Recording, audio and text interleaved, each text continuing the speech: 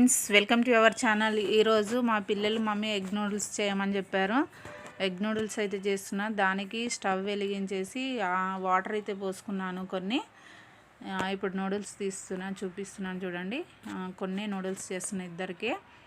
Water heat అవ్వాలి. ఇట్లా water boiled అయిన తర్వాత కొంచెం ఆయిల్ అనేది వేసుకోవాలి.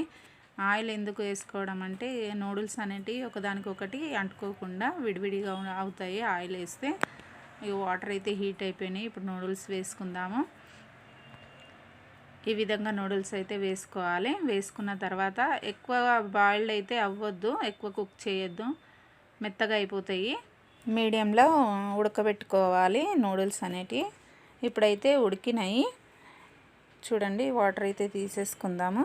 వాటర్ తీసుకున్న తర్వాత ఇప్పుడైతే నేను కడాయి పెట్టుకొని దాంట్లోకి చూడండి ఈ విధంగా విడివిడిగా ఉండాలి. ఇప్పుడు కడాయి పెట్టుకొని నేను ఒక టేబుల్ స్పూన్ అయితే ఆయిల్ వేస్తున్నాను. కొంచెం వాటర్ ఉన్నాయి కడాయిలో. అది పోయిన తర్వాత ఆయిల్ అయితే వేసుకోవాలి. ఆయిల్ వేసుకున్న తర్వాత 2 గుడ్లు అయితే వేస్తున్నాను. 2 గుడ్లు వేసుకోవాలండి. నూడిల్స్ కొన్నే ఉన్నాయి కాబట్టి నేను 2 ఎగ్స్ వేస్తున్నాను.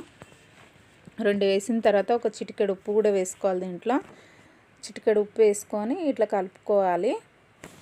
ఎక్కువ వేసుకోవద్దు, ఎందుకంటే ఎగ్స్ సప్పగా ఉంటాయి కాబట్టి.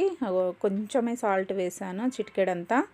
ఇప్పుడు ఎగ్ ఫ్రై అయిపోయింది కాబట్టి దాంట్లోకి సన్నగా తరిగిన పచ్చిమిరపకాయలు, క్యారెట్, క్యాప్సికమ్ ఈ 3 వేసుకోవాలి. ఈ 3 కూడా వేసి కొంచెం ఫ్రై అవ్వాలి పచ్చివాసన పోయేదాకా. అట్లాగే కరివేపాకు కూడా వేసుకోవాలి. చూడండి, కరివేపాకు కూడా వేసుకొని ఒకసారి అయితే మనము కలుపుకోవాలి. ఈ విధంగా కలుపుకోవాలి. కొంచెం ఫ్రై అయితే సరిపోతుంది, పచ్చివాసన పోయేదాకా వేయించుకోవాలి. ఇప్పుడు అయితే అల్లం ఎల్లిగడ్డ పేస్ట్ వేసాను కొంచెము.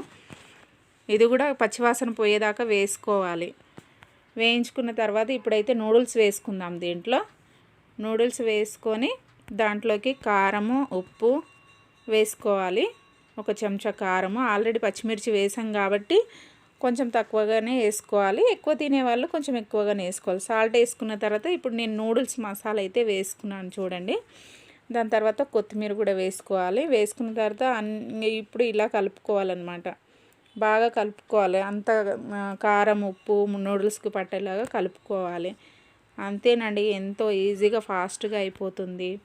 మీకు ఈ వీడియో కనుక నచ్చినట్లయితే లైక్ చేయండి, షేర్ చేయండి, అలాగే కామెంట్ చేయండి. Thank you.